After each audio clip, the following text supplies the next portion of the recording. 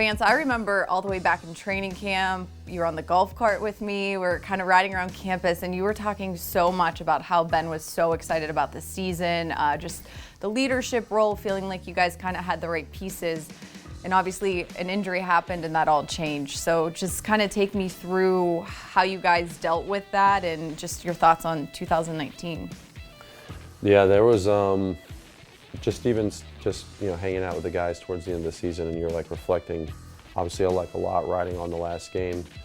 And you start really like looking back and thinking of like all the adversity, and you're being asked to do the appropriate thing of like reflecting and analyzing back on the year. For Ben specifically, I hurt for the guy, man. I really do, because I know how hungry and how bad he wanted it. And that happened, week 2. I remember thinking, gosh, this is not only devastating for my friend, but this is like a huge loss for the offense, because it's one thing to adjust to a new receiver, whatever, but just like, a different running back, like those are all adjustments, but like the adjustment at the quarterback position is it's so big. And it put a lot of strain on everyone in this building.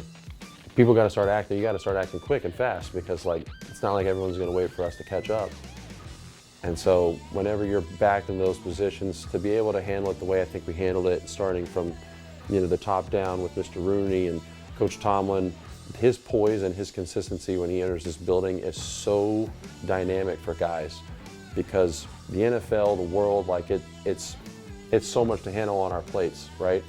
But to be able to come in and to be able to identify that in him, that level of consistency, it is so good for us and dynamic for us, because it allows us, it gives us the ammunition to be able to handle all that stuff. How do you go back and evaluate your season, knowing that Ben, the quarterback that you had worked with so much since coming here to Pittsburgh, wasn't there for a majority of the season? I go back and evaluate my season like there is no Ben Roethlisberger in the backfield. And that's not a shot at Duck or Mason. It just is what it is. And I go back, I think about individual plays. Obviously all the bad ones are the first ones that come to mind, and wishing that you had them back.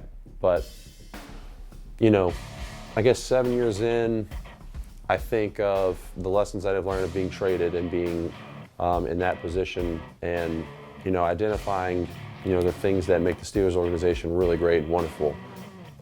Again, it's just that consistency, that commitment to each other of, we're gonna stick with the guys that we have. We're gonna work from within and maintain, appreciate our experience, appreciate the value of, who we hire and things like that. And that's such a great thing to, you're a part of. Mason Rudolph in the gun, gets the snap, waits, throws a little pass over the middle, and that's Vance McDonald for the touchdown, an 8-yarder. What was it like for you being a vet, essentially, and having so many young guys? You mentioned Duck, you mentioned Mason, not just at the quarterback position, but pretty much the entire offense, other than you and the O-line, being young guys, being asked to step in, different pieces coming from different teams in the middle of the season. I was just joking about this with Randy, because at one point in the season, it was probably like 4 to 6, week 4 to 6 or something. We were joking because we were outside and we had just done a skill walkthrough. And he said, all right, let's break it down. One of the older guys, and he's scanning. Yeah, he's scanning like all the guys out there. And he's like, yeah, Vance, like you're the oldest one, like break it down.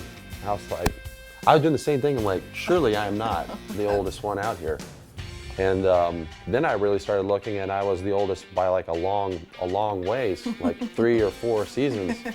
So it's just one of those weird, it's just one of those weird things that creeps up on you, and you don't, again, not in a negative bad way, but it does. And you just have to sit down and pick it apart for, what it is. Like, there's certain things that I've seen and been through that a lot of guys in the locker room have not. And it's up to me, and it's my responsibility to share those things and to be open about them, so that maybe one of those guys picks up on it. But it's not a weird feeling, it's just a very different thing. It's an adjustment again. Was there a young guy that you felt gravitated towards you and maybe you helped in some small way, even if it was just something simple, not even football related? Yeah, I was very drawn to Zach, like Gentry. His personality, man, he is such a friendly guy, and he's so good at being just like a teammate. And I sensed that in him, and not that he needed my help in it at all, but I felt like I really wanted him to understand that, like, man, this is no different. Like, we're just a bunch of human beings, just with a common cause here together. Like, there is a level of enjoyment that you can have every single day, and it's not at all serious all the time, and life or death. Like, man, we're gonna go and play our absolute hardest on the weekends. We're gonna care about each other at such a deep level that it's gonna matter to all of us. It means something to us.